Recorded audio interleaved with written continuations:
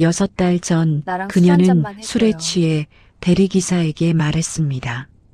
나랑 술 한 잔만 해줘요.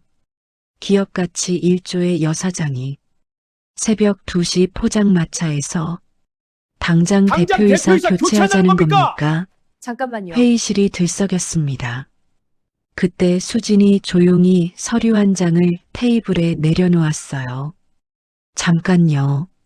모두가 멈췄습니다. 그 남자에겐 10억의 빚이 있었습니다. 집에서 쫓겨날 날이 다가오고 있었고 아내와 딸이 기다리고 있었어요. 그는 고민했습니다. 그리고 아내는 말했어요. 해봐. 이건 불륜 이야기가 아닙니다. 무너진 남자와 외로운 여자. 그리고 그 모든 걸 알면서 버텨준 아내. 세 사람이 만들어낸 세상에서 가장 따뜻한 이야기입니다. 지금부터 시작됩니다. 영상 시작 전 구독과 좋아요 부탁드려요. 어디서 듣고 계신지 댓글로 남겨주시면 한 분 한 분께 반갑게 인사드릴게요. 자, 그럼 이야기 보따리 시작합니다. 손님 도착했습니다. 아무 대답이 없었습니다. 백미러 너머로 뒷좌석을 확인했습니다. 40대 후반으로 보이는 여성이 창문에 이마를 기댄 채 눈을 감고 있었어요. 숨은 고르게 쉬고 있었지만 잠든 것 같지는 않았습니다. 강민주는 시동을 끄지 않았습니다. 그냥 기다렸어요.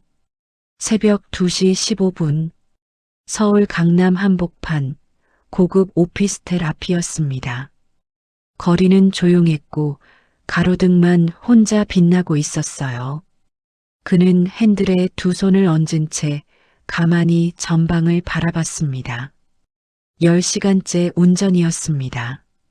어깨는 쑤시고 허리는 뻐근했지만 내색하지 않았어요. 이 정도 피곤함은 이제 익숙했습니다. 1년 전만 해도 이 시간에는 사무실에 앉아 다음날 거래처 미팅 자료를 검토하고 있었을 겁니다. 15년 동안 일군 회사였어요. 직원만 40명이 넘었고 연 매출은 200억을 바라보고 있었습니다. 그런데 지금 그는 남의 차를 대신 몰고 있었습니다. 뒷좌석에서 작은 소리가 들렸습니다. 아직 안 가셨어요? 민주는 천천히 뒤를 돌아봤습니다. 여자가 눈을 뜨고 있었어요. 창문에서 이마를 떼고 그를 바라보고 있었습니다. 눈빛이 선명했어요. 잠들었던 게 아니었습니다. 네. 도착하셨는데 움직이지 않으셔서요. 불편하셨겠다. 아닙니다. 짧은 침묵이 흘렀습니다. 여자는 창밖의 건물을 바라봤어요. 28층짜리 오피스텔이었습니다. 깔끔하고 높고 비쌌어요. 그런데 그녀의 표정에는 아무런 감흥이 없었습니다. 들어가기 싫은 사람의 얼굴이었어요. 저기요. 민주는 대답을 기다렸습니다. 저 오늘 많이 마셨죠? 조금요. 거짓말이었습니다.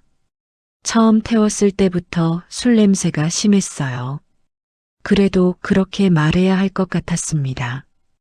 여자가 짧게 웃었습니다. 쓴웃음이었어요. 많이 마셨으면 솔직하게 말하셔도 됩니다. 많이 드셨습니다. 그제야 여자가 제대로 웃었어요. 작고 낮은 웃음이었지만 처음 보는 표정이었습니다. 여자가 핸드백을 열었습니다. 지갑을 꺼내더니 망설임 없이 지폐를 꺼냈어요.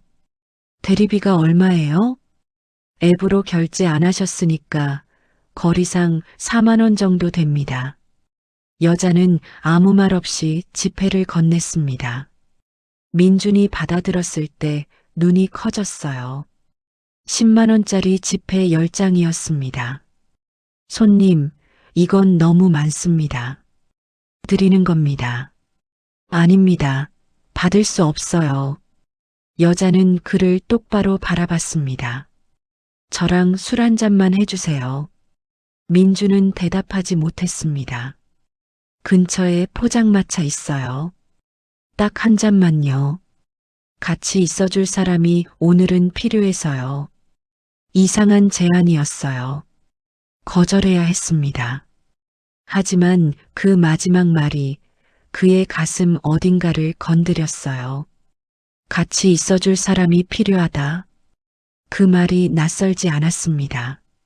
민준 자신도 오래전부터 같은 마음이었으니까요. 아무에게도 말 못하고 혼자서만 짊어지고 있는 것들이 너무 많았습니다. 그는 천천히 입을 열었습니다. 한 잔만이죠? 여자가 고개를 끄덕였어요. 포장마차는 골목 안쪽에 있었습니다. 늦은 시간에도 불빛이 따뜻하게 새어나왔어요. 비닐 천막 안에는 손님이 2테이블 남아 있었고 연탄불 위에서 어묵이 조용히 끓고 있었습니다. 오수진은 망설임 없이 안쪽 자리에 앉았어요. 민주는 맞은편에 조심스럽게 자리를 잡았습니다. 뭐 드실 거예요?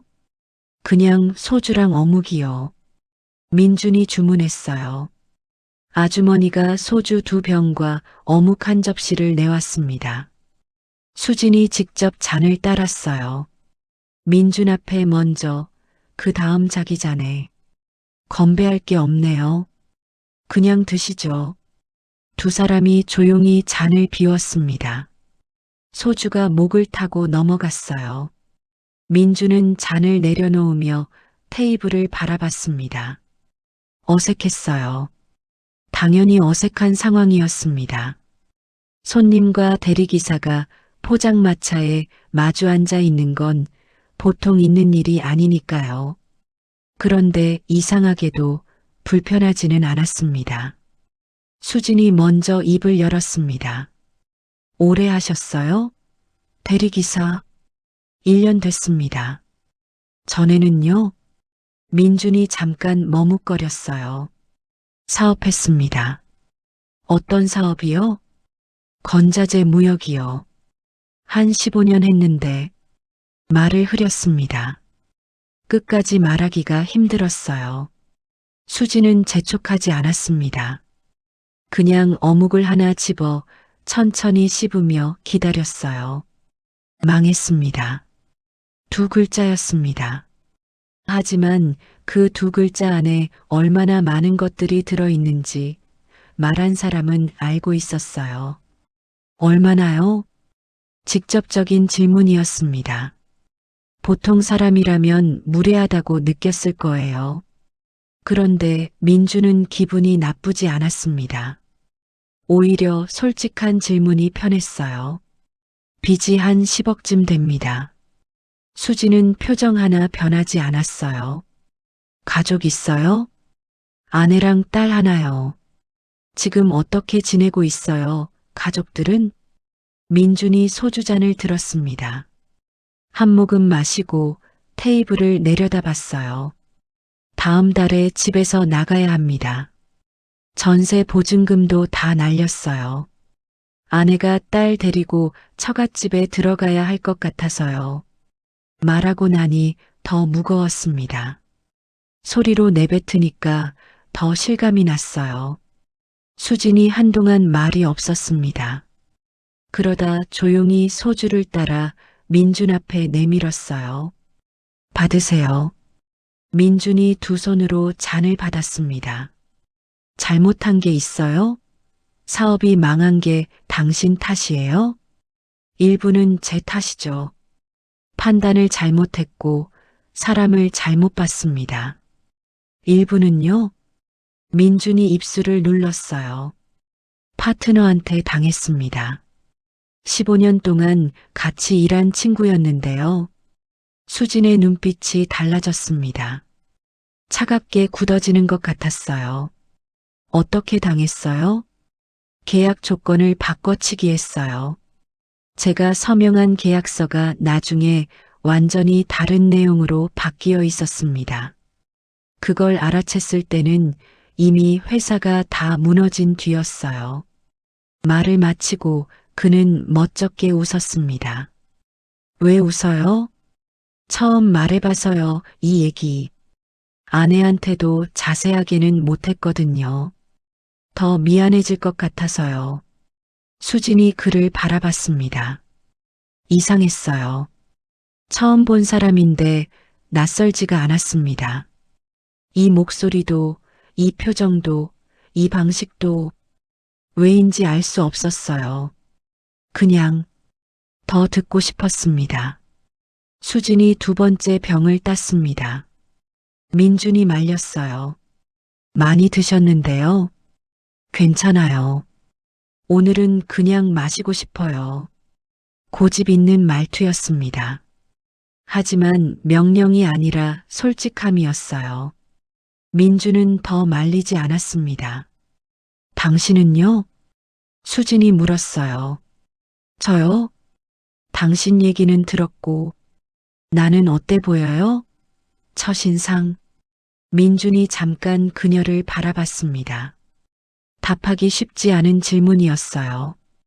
바쁘게 사신 분 같았습니다. 차에 타셨을 때부터요. 왜요? 눈빛이요. 뭔가를 계속 생각하고 계신 것 같았어요. 쉬고 있는데도 쉬는 게 아닌 눈빛이요. 수진이 말없이 잔을 내려다봤습니다. 틀린 말이 없었어요. 아니, 정확했습니다. 어쩌면 처음 만난 사람이라 더 정확하게 본 걸 수도 있었어요. 가까운 사람들은 오히려 그런 말을 못 해줬으니까요. 20년 동안 쉰 적이 없어요. 일이요? 일. 그것밖에 없었어요. 수진이 천천히 말을 이어갔습니다. 20살 때 동대문에서 시작했어요. 돈도 없고 배경도 없었습니다. 새벽 4시에 도매상 문이 열리면 제일 먼저 줄을 섰어요. 옷을 들고 인터넷에 팔고, 다시 사고, 다시 팔고. 그렇게 2년을 했더니 조금씩 자리가 잡혔습니다. 5년이 지나자 자기 브랜드를 만들었어요. 10년이 지나자 매장이 생겼고, 15년이 지나자 뷰티 라인까지 확장했습니다. 지금은 회사 2개를 운영하고 있었어요. 직원만 300명이 넘었고, 작년 매출은 3천억을 넘겼습니다. 대단하신 분이시네요. 민준이 말했어요. 진심이었습니다. 대단한지 모르겠어요.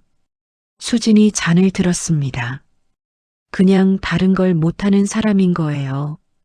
일 말고는 뭘 어떻게 해야 하는지 모르는 거고. 결혼은요? 질문을 하고 민주는 바로 후회했어요. 너무 직접적이었습니다. 괜찮아요. 수진이 짧게 웃었어요. 안 했어요.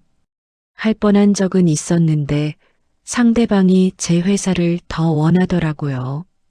그 다음부터는 그냥 혼자가 편했어요. 새벽 3시가 넘어가고 있었습니다. 포장마차 안에 손님은 이제 둘뿐이었어요.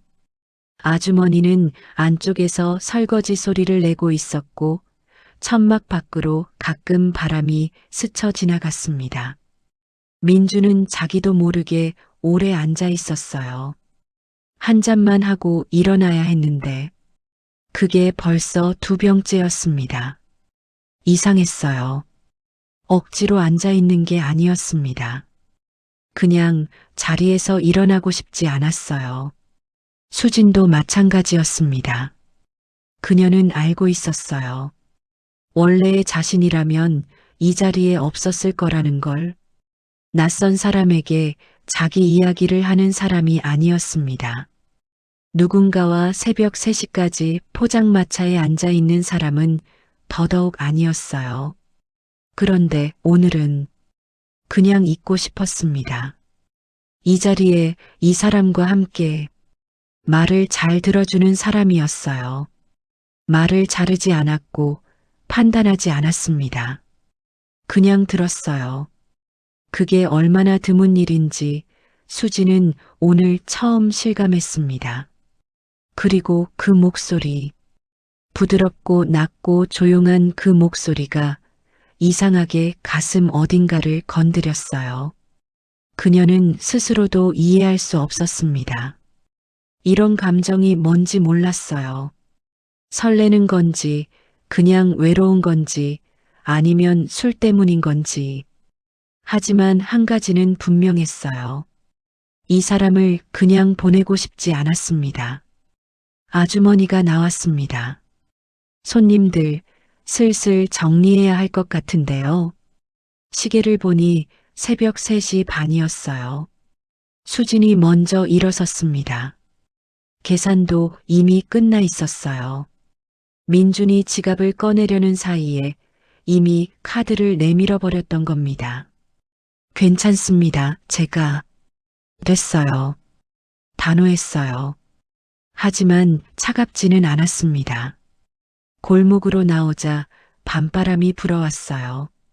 수진이 코트깃을 여몄습니다. 민준이 나란히 섰어요. 잠깐 침묵이 흘렀습니다. 오늘 고마웠어요.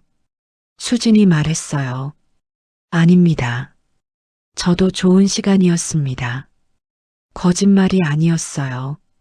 진짜 오랜만에 누군가와 제대로 된 대화를 한 것 같았습니다. 아내에게도 못하는 이야기를 처음 만난 사람에게 했어요. 이상하지만 그래서 오히려 편했는지도 몰랐습니다. 수진이 그를 바라봤어요. 결심한 사람의 눈빛이었습니다. 드릴 말씀이 있어요. 말씀하시죠. 제 회사에 와서 일해요. 민준이 멈칫했어요. 네, 비서예요. 공식 직함은 대표 보좌역으로 하면 돼요. 제 스케줄 관리하고 외부 미팅 동행하고 필요할 때 옆에 있어주는 거예요. 민주는 말이 나오지 않았습니다. 저 같은 사람이 무슨 경력 봐서 뽑는 자리가 아니에요. 수진이 또렷하게 말했어요. 저한테는 말을 잘 들어주는 사람이 필요해요. 판단 안 하고 흉보지 않고 그냥 옆에 있어줄 수 있는 사람. 오늘 당신이 그랬어요. 민준이 그녀를 바라봤습니다. 진지했어요. 장난이 아니었습니다. 월급은 매달 2천만 원 드릴게요. 골목이 조용해졌어요. 바람 소리만 남았습니다. 2천만 원. 그 숫자가 머릿속에서 울렸어요. 빚이 10억이었습니다. 아내와 딸이 다음 달에 집에서 나가야 했어요. 당장 이번 달 생활비조차 빠듯했습니다. 저는 가정이 있습니다. 알아요. 아내도 있고 딸도 있어요. 알고 있어요. 수진의 표정이 흔들리지 않았어요. 그래도 괜찮아요. 저는 그쪽 가정을 빼앗으려는 게 아니에요. 그냥 당신이 옆에 있어줬으면 하는 거예요. 민주는 한동안 아무 말도 하지 못했습니다. 잘못된 제안이라는 건 알았어요. 받아들이면 안 되는 걸 알았습니다. 집에 돌아가서 아내에게 이 이야기를 어떻게 꺼낼지도 상상이 안 됐어요. 하지만 그의 머릿속에 딸의 얼굴이 스쳐 지나갔습니다. 고3인 하윤이 요즘 점심 도시락도 싸지 않고 학교에 가는 날이 많았어요. 아내가 얼마나 아끼고 있는지 알면서도 민주는 아무것도 해줄 수 없었습니다. 그게 가장 힘들었어요. 가장으로서 아무것도 할 수 없다는 게. 한 가지만 여쭤봐도 될까요? 말해요. 왜? 저예요? 수진이 잠깐 생각했습니다. 모르겠어요. 솔직한 대답이었어요. 그냥 오늘 처음 봤는데 오래 알던 사람 같았어요. 그리고 수진이 시선을 잠깐 내렸다가 다시 들었습니다. 20년 동안 일만 했는데 오늘 처음으로 그냥 앉아서 이야기하고 싶은 사람을 만났어요. 그거면 충분한 이유 아닌가요? 민주는 밤하늘을 올려다봤어요. 서울 하늘이라 별은 보이지 않았습니다. 긴 침묵이 흘렀어요. 그리고 그는 입을 열었습니다. 언제부터 나오면 됩니까? 집에 돌아온 건 새벽 4시가 넘어서였습니다. 현관문을 조용히 열었어요. 불은 꺼져 있었지만 거실 소파 위에 사람이 있었습니다. 강은서였어요. 무릎에 담요를 덮고 앉아 있었어요. 눈은 감겨 있었지만 잠든 것 같지 않았습니다. 남편이 들어오는 소리에 눈을 떴어요. 왔어? 목소리가 평온했습니다. 원망도 없고 추궁도 없었어요. 응, 늦었지. 밥은? 됐어. 자, 은서가 소파에서 일어났어요. 민준이 신발을 벗는 동안 그녀는 주방으로 가서 물 한 잔을 가져왔습니다. 술 마셨어? 조금. 운전은?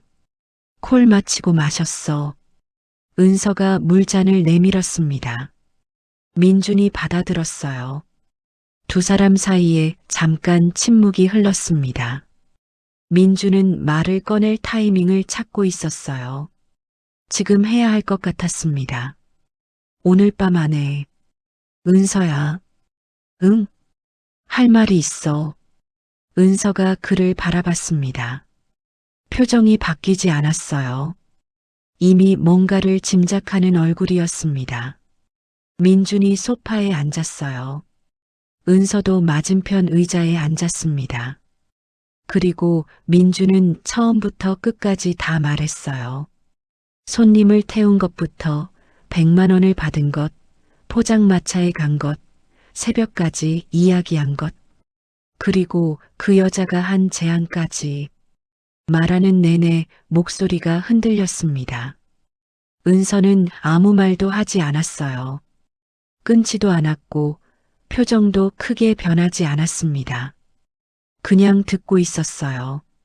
민준이 말을 마쳤을 때 거실이 조용했습니다. 시계 소리만 들렸어요. 미안해. 은서가 천천히 고개를 들었어요. 왜 미안해? 말이 안 되는 상황인 거 알아. 그냥 거절하고 왔어야 했는데. 수락했어? 응. 또 침묵이 흘렀습니다. 은서가 무릎 위에 놓인 손을 바라봤어요. 오래 생각하는 것 같았습니다. 민주는 기다렸어요. 화를 내도 됐어요. 나가라고 해도 할 말이 없었습니다. 그런데 아내는 그냥 앉아 있었어요. 그 여자, 은서가 낮게 말했습니다. 어떤 사람이야? 민준이 멈칫했어요. 나이는 40대 후반이고 사업하는 사람이야. 혼자서 다 일군 사람인데 그만큼 외로운 사람 같았어. 은서가 고개를 끄덕였습니다. 당신을 어떻게 대했어? 대등하게. 무시하거나 그런 거 없었어. 그래. 또 침묵이었어요. 그러다 은서가 작게 한숨을 쉬었습니다. 해봐. 민준이 눈을 들었어요. 하윤이 다음 달 수학 능력 시험 준비 학원비도 없어. 나 친정 가기 싫어. 당신도 알잖아. 목소리가 떨리지 않았어요. 하지만 그 말이 얼마나 많은 감정을 사귀고 나온 말인지 민주는 알았습니다. 은서야, 단 한 가지. 그녀가 그를 똑바로 바라봤어요. 그 여자한테 나 있다는 거 절대 숨기지 마. 처음부터 끝까지 다 알고 있는 상태에서 해. 알았지? 민준이 고개를 끄덕였습니다. 눈이 뜨거워졌어요. 말이 나오지 않았습니다. 그냥 고개만 끄덕였어요. 은서가 자리에서 일어났습니다. 안방으로 가다가 멈췄어요. 고생했어. 자, 그게 다였습니다. 더 이상 아무 말도 없었어요. 민주는 거실 소파에 한참 앉아 있었습니다. 눈물이 한 방울 떨어졌어요. 닦지 않았습니다. 이 여자가 얼마나 단단한 사람인지, 그리고 자기가 얼마나 그 단단함에 기대서 살아왔는지, 오늘 밤 처음으로 제대로 느꼈습니다. 월요일 아침 8시, 강민주는 지하철 2호선 강남역 출구 앞에 서 있었습니다. 검은색 슬랙스에 흰 셔츠를 입었어요. 넥타이는 매지 않았습니다. 옷장 안에서 가장 깔끔한 것들로 골랐는데 그래도 어딘가 어색했어요. 1년 만에 처음 입어보는 정장이었습니다. 거울 앞에서 몇 번이나 다시 봤어요. 하윤이가 등교하다 말고 아버지를 올려다봤습니다. 아빠, 오늘 어디가? 일. 무슨 일? 회사. 딸이 잠깐 멈칫하더니 씩 웃었어요. 잘 다녀와. 그게 다였습니다. 더 묻지 않았어요. 민주는 그 짧은 말이 오전 내내 마음에 남았습니다. 수진 컴퍼니 본사는 강남구 테헤란로에 있었습니다. 지상 22층 건물이었어요. 1층 로비에 들어서자 반듯하게 차려입은 직원들이 오갔어요. 안내 데스크에 이름을 댔더니 직원이 바로 알아봤습니다. 강민준 대표 보좌형님이시죠? 기다리고 있었습니다. 대표 보좌요? 그 호칭이 이상하게 귀에 걸렸어요. 엘리베이터를 타고 20층으로 올라갔습니다. 문이 열리자마자 탁 트인 공간이 펼쳐졌어요. 한쪽 벽이 통유리였고 서울 시내가 한눈에 보였습니다. 직원 한 명이 다가왔어요. 30대 초반의 여성이었습니다. 안녕하세요. 대표님 수석 비서 김지혜입니다. 앞으로 같이 일하게 됐네요. 목소리는 친절했지만 눈빛이 날카로웠어요. 값을 매기듯 민준을 훑어보는 시선이었습니다. 숨기려 했지만 숨겨지지 않는 눈빛이었어요. 민준은 조용히 고개를 숙였습니다. 잘 부탁드립니다. 오수진이 집무실에서 나온 건 오전 9시였습니다. 검은 재킷에 와인색 블라우스, 어제 포장마차에서 봤던 사람과 같은 사람인가 싶을 만큼 달랐어요. 걸음걸이도 달랐고 눈빛도 달랐습니다. 이건 다른 사람이었어요. 아니, 이게 진짜 오수진이었습니다. 왔어요? 네. 잘 부탁드립니다. 따라와요. 집무실 안으로 들어갔어요. 넓고 조용한 공간이었습니다. 창가에 책상이 하나 있었고 그 옆에 보좌석으로 보이는 자리가 하나 더 있었어요. 수진이 자기 자리에 앉으며 서류를 펼쳤습니다. 오늘은 오전에 임원 회의가 있어요. 옆에 앉아서 내용 메모해요. 말은 하지 않아도 돼요. 듣기만 해요. 알겠습니다. 오후엔 외부 미팅 하나. 같이 나가요. 네. 수진이 잠깐 손을 멈추고 글을 봤어요. 떨려요? 조금요. 솔직한 대답이었습니다. 수진이 짧게 웃었어요. 포장마차에서 봤던 그 웃음이었습니다. 잘할 거예요. 그 한마디가 이상하게 힘이 됐습니다. 한 달이 지났습니다. 민주는 매일 오전 8시에 출근했어요. 수진의 하루 일정을 전날 저녁에 미리 파악해두고 필요한 자료를 정리했습니다. 회의에 동석했고 외부 미팅에 함께 나갔어요. 중요한 전화는 받아서 정리했고 수진이 놓치는 일정을 챙겼습니다. 처음엔 어색했어요. 배운 적 없는 일이었고 자기 회사 대표였던 사람이 누군가의 뒤를 따라다니는 건 쉽지 않았습니다. 하지만 한 달이 지나자 조금씩 자리가 잡혔어요. 그리고 한 가지를 알게 됐습니다. 오수진은 정말 대단한 사람이었어요. 회의에서 발언할 때 단 한마디도 흘리지 않았고 숫자에 강했으며 사람을 볼 줄 알았습니다. 위기 상황에서도 목소리가 흔들리지 않았어요. 직원들이 그녀를 두려워하면서도 따르는 이유를 알 것 같았습니다. 민주는 그런 그녀를 보면서 이상한 감정을 느꼈어요. 존경이었습니다. 그리고 그것이 전부이기를 바랐어요. 그날 오후 미팅이 끝나고 둘이 엘리베이터를 탔습니다. 긴 하루였어요. 거래처 대표와의 협상이 예상보다 길어져서 저녁 7시가 넘어 있었습니다. 수진이 엘리베이터 벽에 살짝 기댔어요. 그 순간만큼은 대표가 아니었습니다. 그냥 지친 사람이었어요. 오늘 힘들었죠? 아닙니다. 거짓말. 민준이 멋쩍게 웃었어요. 조금요. 나도 힘들었어요. 수진이 눈을 감았다가 떴습니다. 저 사람 원래 저렇게 질질 끌어요. 내가 지치길 기다리는 거예요. 10년째. 그래도 오늘 원하시는 조건 다 따냈잖아요. 수진이 글을 봤어요. 봤어요? 중간에 단가 조항 넘어갈 때 다시 가져오셨잖아요. 자연스럽게 상대방이 눈치도 못 채고 수진이 잠깐 멈칫했어요. 그러더니 소리내서 웃었습니다. 짧고 맑은 웃음이었어요. 회사에서 처음 듣는 웃음이었습니다. 당신 보는 눈이 있네요. 민준이 그 웃음을 봤어요.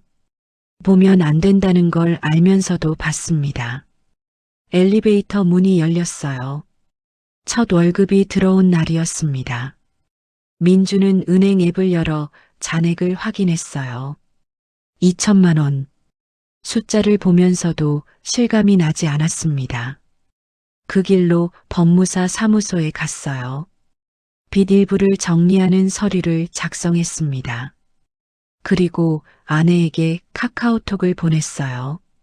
하윤이 학원 등록해줘. 돈 보냈어.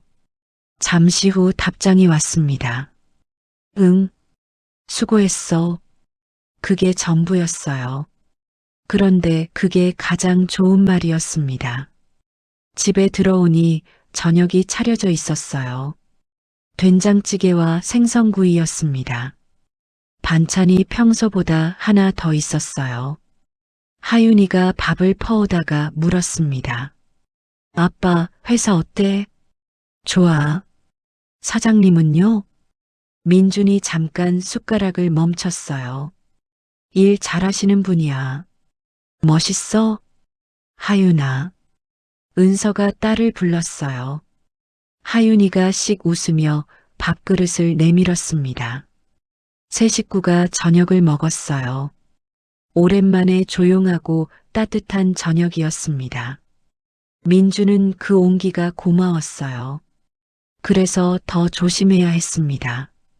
최동현이 나타난 건 2달째로 접어들 무렵이었습니다. 민준이 수진과 함께 외부 행사에 참석한 날이었어요.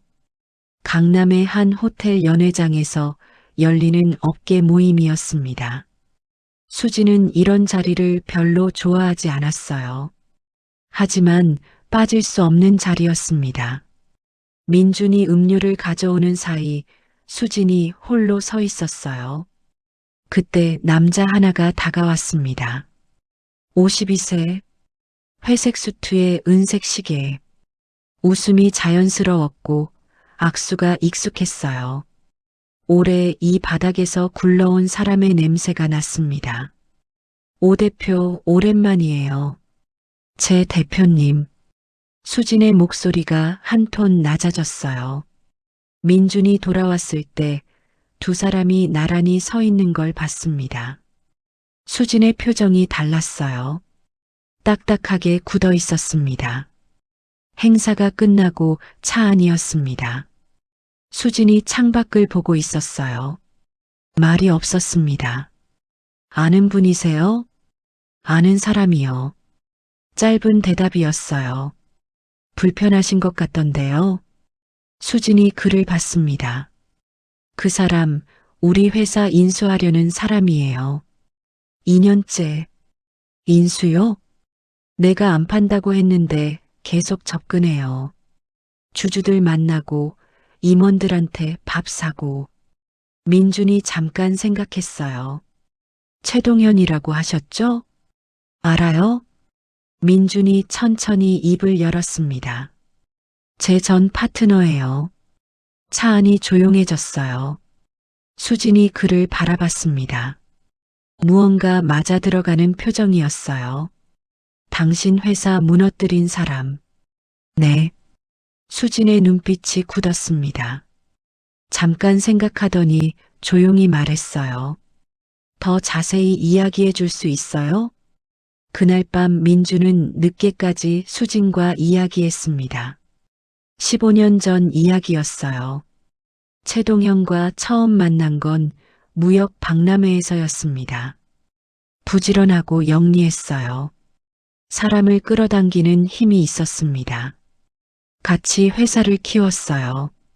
잘 됐습니다. 7년이 지나도 믿었어요. 10년이 지나도 의심하지 않았습니다. 그런데 어느 날 계약서가 바뀌어 있었어요. 납품단가 조항이 완전히 달랐습니다. 원래 합의했던 내용과 달리 손해는 민준 쪽에 집중되는 구조로 바뀌어 있었어요. 민준의 사인이 있었지만 민준은 그 내용에 사인한 적이 없었습니다. 문제를 제기했지만 이미 늦었어요. 거래처들이 등을 돌렸고 은행은 대출을 회수했습니다. 최동현은 이미 빠져나간 뒤였어요. 깨끗하게. 증거는요? 수진이 물었습니다. 원본 계약서 한 장이 있어요. 바꾸기 전 내용이 담긴 거요. 집에 있습니다. 수진이 조용히 눈을 내렸어요. 그리고 잠시 후 올려다보며 말했습니다. 그 계약서 아직 가지고 있어요? 네. 잘 보관해요. 목소리가 낮고 단단했습니다. 민주는 그 순간 느꼈어요. 이 여자와 최동현 사이에 자신이 놓여 있다는 걸, 그리고 이제 이 싸움이 단순하지 않아질 거라는 걸. 최동현이 움직이기 시작한 건 그로부터 열흘 뒤였습니다. 수진 컴퍼니 주요 임원 3명이 갑자기 사직서를 냈어요. 영업본부장, 재무이사, 마케팅 팀장이었습니다. 회사에서 10년 이상 일한 사람들이었어요. 소문이 돌았습니다. 최동현 쪽에서 파격적인 조건을 제안했다는 얘기였어요. 수진은 회의실에서 하루 종일 남은 임원들과 이야기했습니다. 민주는 바깥에서 기다렸어요. 저녁 6시 회의실 문이 열렸습니다. 수진이 나왔어요.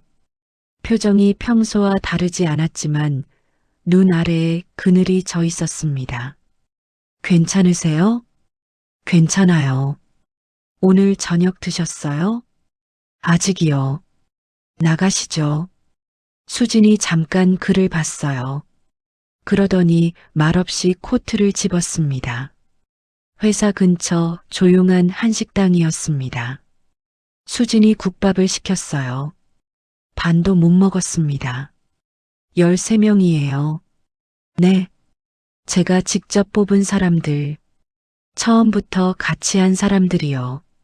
그 중에 3이 나갔어요. 숟가락을 내려놓았습니다. 사람을 잘못 봤어요, 나는. 민준이 말하지 않았어요. 그냥 들었습니다. 20년 동안 사람 하나 믿어볼 시간도 없이 일만 했더니 정작 사람 보는 눈이 없는 거예요. 잠깐 침묵이 흘렀어요. 당신은요? 수진이 갑자기 물었습니다. 저요? 당신도 사람 잘못 봤잖아요. 15년 파트너한테 당했잖아요. 민준이 물을 한 모금 마셨어요. 그래도 뒤늦게 알았으니 다행이라고 생각해요. 다행이요? 몰랐으면 더 오래 속았을 테니까요. 그리고 그때 무너졌으니까 지금이 있는 거고. 수진이 그를 바라봤습니다. 이 사람은 이상했어요. 10억 빚의 대리기사를 하면서도 이런 말을 할 수 있는 사람이었습니다. 부럽다. 작게 말했어요. 뭐가요? 그렇게 생각할 수 있는 거요. 문제는 다음 날 터졌습니다. 최동현이 주주 2명을 움직였어요. 집은 18%를 가진 외부 주주들이었습니다. 그들이 임시 주주총회를 요청했어요. 안건은 하나였습니다. 대표이사 교체. 수진의 얼굴이 처음으로 하얗게 질렸어요. 민주는 그 표정을 처음 봤습니다. 법무팀이 회의실로 들어갔고 회계법인이 전화를 해왔어요. 회사 전체가 술렁였습니다. 민주는 수진의 집무실 밖 보좌석에 앉아 있었어요. 안으로 들어가야 할지 망설였습니다. 그때 집무실 문이 열렸어요. 들어와요. 수진이 문 앞에 서 있었습니다. 안으로 들어가니 수진이 창가에 서 있었어요. 서울 시내가 통유리 너머로 펼쳐져 있었습니다. 한참 후 수진이 말했어요. 무서운 게 처음이에요. 민준이 그녀의 옆에 섰습니다. 창밖을 같이 바라봤어요. 무너지지 마세요. 이걸 원하는 거잖아요. 그 사람이. 흔들리는 거요. 수진이 숨을 천천히 내쉬었습니다. 알아요. 그래서 더 무서워요. 내가 지금 흔들리고 있다는 게. 민준이 말하지 않았어요. 그냥 그 자리에 있었습니다. 그게 지금 할 수 있는 전부였어요. 그리고 그게 충분했습니다. 수진이 느꼈어요. 옆에 누가 있다는 게 이런 느낌인지. 20년 동안 몰랐습니다. 임시 주주총회까지 2주가 남았습니다. 그 2주가 민준의 생애에서 가장 길고 무거운 2주였어요. 낮에는 수진 곁에서 회사를 지켰고 밤에는 집에 돌아와 가족과 저녁을 먹었습니다. 두세 개를 오갔어요. 두 곳 모두 지키고 싶었습니다. 그런데 그게 점점 버거워지고 있었어요. 은서는 말이 없었습니다. 예전부터 조용한 사람이었지만 요즘은 더 말이 없었어요. 밥을 차리고 빨래를 개고 하윤이 챙기고 그냥 묵묵히 살아가고 있었습니다. 민주는 그 모습이 마음에 걸렸어요. 어느 날 밤 잠을 못 이루고 거실에 나왔더니 은서가 또 소파에 앉아 있었습니다. 불도 안 켜고 어둠 속에서 혼자였어요. 왜 앉아? 그냥 깼어. 민준이 옆에 앉았습니다. 힘들어? 은서가 잠깐 대답을 안 했어요. 아니, 짧은 대답이었습니다. 미안해. 은서가 그를 봤어요. 뭐가? 다. 그냥 다. 은서가 다시 앞을 바라봤습니다. 됐어. 자. 다음 날 회사에서 새로운 문제가 생겼습니다. 최동현 측에서 민준에 관한 정보를 흘렸어요.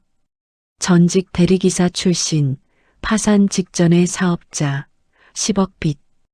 오후가 되자 회사 내부에 소문이 퍼졌습니다. 대표 보좌역이 대체 어떤 자격으로 그 자리에 있느냐는 이야기였어요. 일부 직원들은 노골적으로 말했습니다. 민준이 복도를 지나가는데 뒤에서 소곤거리는 소리가 들렸어요. 대리기사 출신이라며. 사장님이 왜 저런 사람을. 뭔가 있는 거 아니야? 민준은 걸음을 멈추지 않았습니다. 들은 척도 하지 않았어요. 하지만 가슴이 조여들었습니다. 보좌석에 앉아 업무를 보는데 김지혜 수석비서가 다가왔어요. 강 보좌역님, 잠깐 시간 되세요? 네. 직원들 사이에서 얘기가 많이 돌고 있어요. 알고 계시죠? 압니다. 불편하실 것 같아서요. 진심인지 아닌지 알 수 없었어요. 괜찮습니다.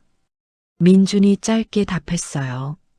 수진이 그 소문을 안 건 저녁이었습니다. 알아요? 들었습니다. 어떻게요? 직접 들었어요. 복도에서요. 수진이 눈을 감았다가 떴어요. 미안해요. 아닙니다. 제가 끌어들인 거잖아요. 제가 수락한 거예요. 수진이 그를 바라봤습니다. 화내지도 않고 무너지지도 않고 그냥 담담하게 앉아 있는 사람.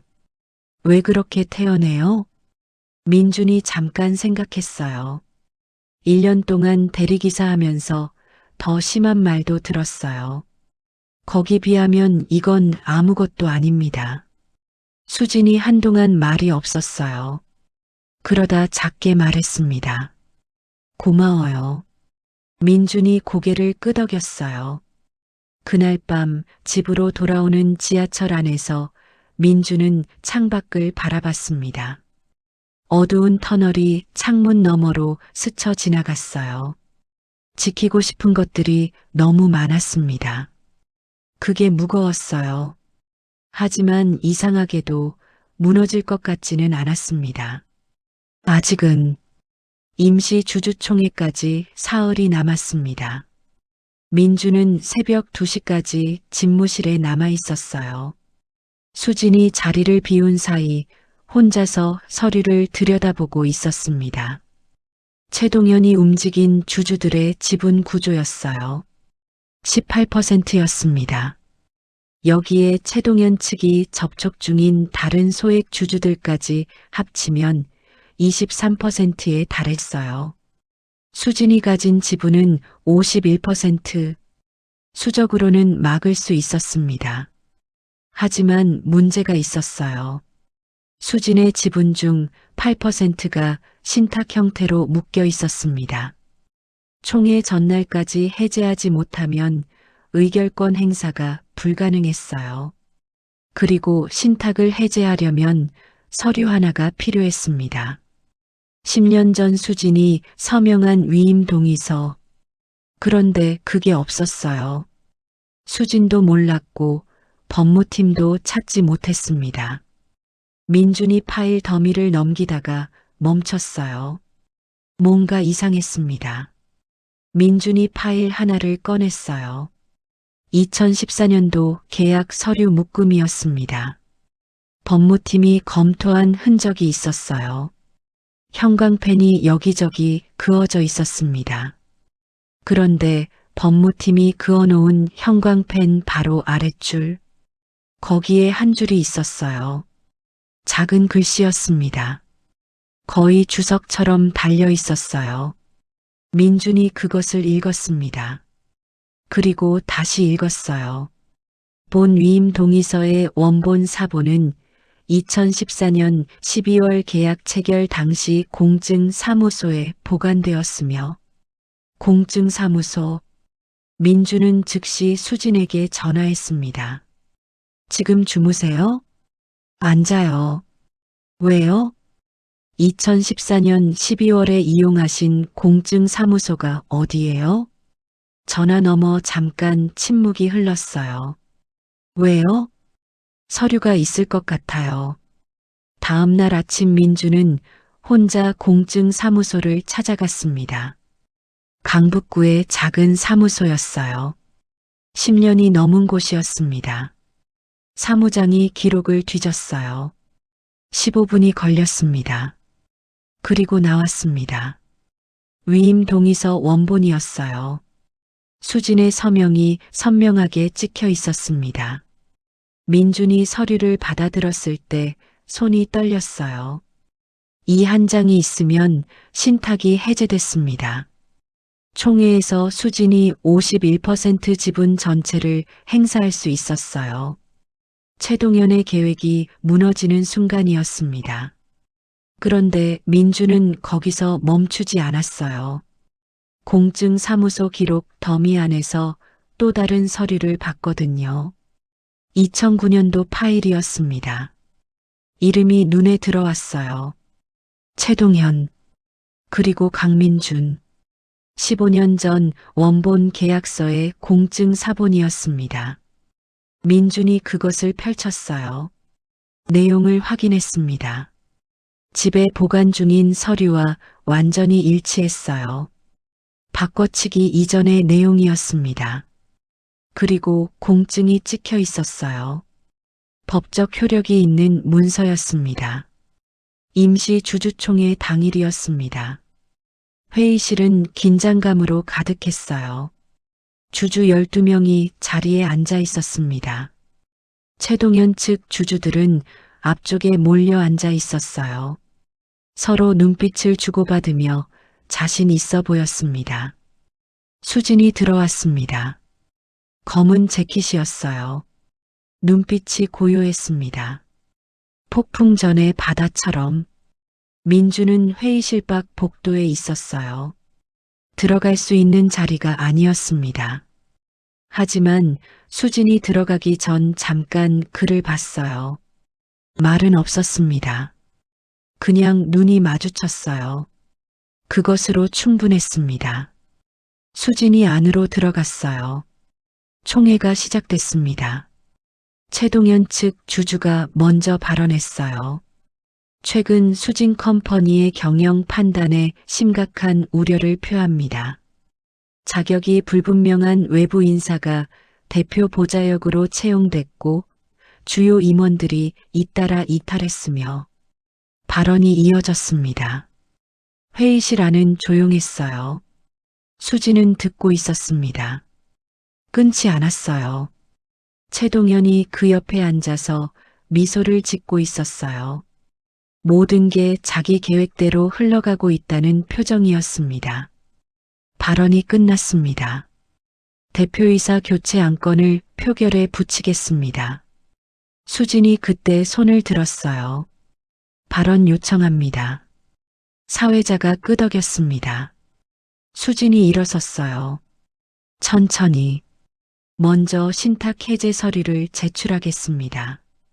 회의실이 술렁였어요. 최동현의 표정이 처음으로 굳었습니다. 수진이 서류를 테이블에 내려놓았습니다. 본인 지분 51% 전체에 대한 의결권을 행사하겠습니다. 최동현 측 법무대리인이 즉각 반발했어요. 신탁 해제 서류의 진위를 확인해야 공증된 원본입니다. 10년 전 공증 사무소에 보관된 것으로 어제 직접 수령해 왔습니다. 침묵이 흘렀어요. 최동현이 처음으로 미소를 거뒀습니다. 그런데 수진은 거기서 멈추지 않았어요. 두 번째 서류를 꺼냈습니다. 추가로 한 가지 더 말씀드리겠습니다. 목소리가 낮아졌어요. 이 자리에 계신 최동현 대표님께 드리는 말씀입니다. 모든 시선이 최동현에게 쏠렸습니다. 2009년 체결된 건자재 무역계약서 원본 공증 사본입니다. 최 대표님이 당시 계약 내용을 무단으로 변경한 사실이 기록돼 있어요. 최동현의 얼굴이 하얗게 변했어요. 이 서류는 오늘 오후 피해 당사자의 고소장과 함께 검찰에 제출될 예정입니다. 회의실 안이 완전히 조용해졌습니다. 최동현이 자리에서 일어섰습니다. 그건 날조된 공증 원본입니다. 수진의 목소리가 흔들리지 않았어요. 진위가 의심되신다면 지금 이 자리에서 공증사무소에 확인 전화를 해도 됩니다. 최동현의 법무대리인이 그의 팔을 잡았어요. 귀에 뭔가를 속삭였습니다. 최동현이 천천히 앉았어요. 총회 사회자가 말했습니다. 표결을 진행하겠습니다. 대표이사 교체 안건에 대해 결과는 빠르게 나왔어요. 찬성 23%, 반대 51%. 최동현 측 주주들이 자리를 일어나기 시작했습니다. 아무 말 없이 짐을 챙겼어요. 최동현이 마지막으로 돌아보며 수진을 봤습니다. 무언가 말하려다 입을 닫았어요. 그리고 나갔습니다. 수진이 자리에 앉은 채로 눈을 감았어요. 길게 숨을 내쉬었습니다. 복도에서 민준이 유리병 너머로 그 모습을 보고 있었어요. 아무 말도 하지 않았습니다. 그냥 웃었어요. 총회가 끝나고 사흘 뒤였습니다. 최동현은 검찰 고소 소식이 알려지자 업계에서 빠르게 고립됐어요. 거래처들이 등을 돌렸고 그가 데려갔던 임원 3명도 복귀 의사를 밝혀왔습니다. 수지는 복귀 제안을 받아들이지 않았어요. 대신 조용히 새 인재를 채용하기 시작했습니다. 민준 앞으로는 합의 제안이 왔어요. 최동현 측 법무법인에서 연락이 왔습니다. 손해배상 명목으로 7억을 제안했어요. 민준은 수진에게 물었습니다. 어떻게 하는 게 나을까요? 수진이 잠깐 생각했어요. 받아요. 재판하면 더 받을 수 있을 텐데요. 시간이 더 걸려요. 당신 가족한테는 지금 당장 필요한 돈이 있잖아요. 민준이 그녀를 바라봤습니다. 자기 일처럼 말하는 사람이었어요. 이상하게도 그게 전혀 이상하지 않았습니다. 합의금 7억이 들어온 날, 민준은 법무사 사무소에서 나와 한참 길을 걸었어요. 10억 빚 중 7억이 해결됐습니다. 월급으로 꾸준히 갚아온 것까지 합치면 남은 빚은 2억이 조금 넘었어요. 숨이 쉬어지는 것 같았습니다. 집에 가는 길에 꽃집에 들렀어요. 작은 꽃다발 하나를 샀습니다. 현관문을 열었더니 은서가 주방에 있었어요. 뒤돌아서서 저녁을 하고 있었습니다. 나왔어. 응. 민준이 주방으로 걸어갔어요. 은서의 옆에 서서 꽃다발을 내밀었습니다. 은서가 돌아봤어요. 꽃다발을 보고 잠깐 멈췄습니다. 이게 뭐야? 그냥. 은서가 꽃을 받았어요. 아무 말도 안 했습니다. 그냥 들고 있었어요. 그러다 천천히 뒤돌아서 다시 냄비를 저었습니다. 어깨가 조금 떨렸어요. 민주는 그걸 봤습니다. 아무 말하지 않았어요. 그냥 옆에 섰습니다. 그 주 일요일 오후였습니다. 수진에게서 연락이 왔어요. 시간 되면 나올 수 있어요? 회사 말고요. 네. 어디요? 그냥 걷고 싶어서요. 한강. 민준이 은서에게 말했어요. 솔직하게. 어디 가는지, 누구 만나는지. 은서가 고개를 끄덕였어요. 다녀와. 한강 둔치는 한산했습니다. 늦가을이라 바람이 쌌어요. 수진이 먼저 나와 있었어요. 코트 깃을 세우고 강을 바라보고 있었습니다. 두 사람이 나란히 걸었어요. 총회 이후로 처음이에요. 이렇게 그냥 걷는 게 힘드셨죠? 네. 근데 이상하게 지금은 안 힘들어요. 바람이 불어왔습니다. 당신 덕분이에요. 민준이 대답하지 않았어요. 아니에요. 수진 씨가 하신 거예요. 수진이 글을 봤어요. 수진 씨라고 했어요. 지금 민준이 멈칫했어요. 죄송합니다. 대표님. 아니요. 그냥 그렇게 불러요. 수진이 다시 앞을 바라보며 걸었습니다. 강물이 조용히 흘렀어요. 겨울이 왔습니다. 민준이 수진 컴퍼니에 출근한 지 5달이 지났어요. 빚은 거의 다 정리됐습니다. 남은 건 5천만 원이었어요. 연말이 가기 전에 마저 갚을 수 있을 것 같았습니다. 하윤이는 수시에서 원하는 대학에 붙었어요. 발표날 저녁에 셋이서 삼겹살을 먹었습니다. 하윤이가 고기를 구우면서 말했어요. 아빠, 나 대학 가면 용돈 얼마 줄 거야? 많이. 얼마? 많이. 그게 얼마야? 셋이 웃었어요. 오랜만이었습니다. 셋이서 같이 웃은 게 민주는 그 웃음소리가 오래 귀에 남았어요.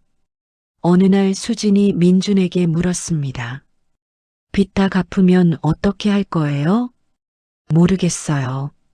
아직 생각 안 해봤습니다. 다시 사업 안 해요? 민준이 잠깐 생각했어요. 하고 싶긴 해요. 근데 겁도 나요. 솔직히, 당연하죠. 수진이 커피잔을 내려놓았어요. 나도 처음 브랜드 만들 때 겁났어요. 근데 안 하면 더 겁나더라고요. 평생 후회할 것 같아서요. 민준이 그녀를 봤습니다. 그게 지금 저한테 하시는 말씀이에요? 수진이 시선을 피했어요. 그냥 하는 말이에요. 하지만 민준은 알았습니다. 그냥 하는 말이 아니라는 걸. 이 여자가 자기한테 건네는 말들이 언제나 그랬어요. 직접 말하지 않으면서 정확하게 필요한 말을 했습니다. 고맙습니다. 뭐가요? 그냥 다요. 수진이 피식 웃었어요. 둘 사이에 따뜻한 침묵이 흘렀습니다. 그 무렵 은서에게 연락이 왔어요. 수진에게서였습니다. 은서는 번호를 보고 잠깐 화면을 바라봤어요. 받을까 말까 했습니다. 그러다 받았어요. 여보세요. 강은서 씨죠? 오수진입니다. 목소리가 낮고 차분했어요. 예상했던 것보다 부드러웠습니다. 네, 알아요. 만나도 될까요? 저 혼자, 당신 혼자. 남편 모르게요. 은서가 잠깐 생각했습니다. 어디서요? 이틀 후 강남의 작은 카페였어요. 수진이 먼저 와 있었습니다. 창가 자리에 앉아 있었어요. 민준이 말한 것과 다르지 않은 사람이었어요. 단정하고 날카로웠어요. 하지만 은서를 보는 눈빛이 예상과 달랐습니다. 미안해하는 눈빛이었어요. 와줘서 고마워요. 수진이 먼저 말했습니다. 은서가 자리에 앉았어요. 두 여자가 마주 앉았습니다. 수진이 먼저 말했어요. 한 가지만 말하고 싶었어요. 은서가 기다렸어요. 남편분 좋은 사람이에요. 제가 그 사람 덕분에 많이 버텼어요. 근데 그건 그 사람이 좋은 남편이고 좋은 아버지이기 때문이기도 해요. 그게 있어야 그 사람이 그럴 수 있는 거거든요. 은서가 커피잔을 두 손으로 감쌌습니다. 그러니까 제가 하고 싶은 말은 고맙다는 거예요. 은서 씨가 버텨줘서 남편분이 버틸 수 있었어요. 침묵이 흘렀습니다. 은서가 창밖을 봤어요. 한참 후에 입을 열었습니다. 저도 하고 싶은 말이 있어요. 수진이 기다렸습니다. 언니가 생각났어요. 처음에 남편한테 이 얘기 들었을 때, 언니요? 어릴 때 언니가 있었어요. 저랑 다르게 모든 앞장서는 사람이었어요. 멋있었는데, 일찍 떠났어요. 수진이 조용히 들었습니다. 수진 씨 얘기 들으면서 자꾸 언니가 생각났어요. 왜 그런지 모르겠지만 수진이 한동안 말이 없었습니다. 그러다 낮게 말했어요.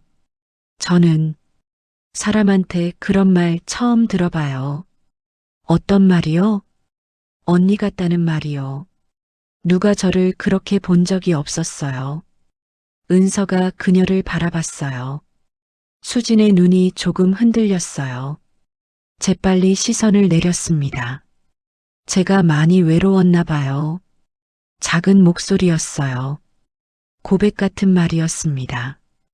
은서가 천천히 말했어요. 저도 알아요.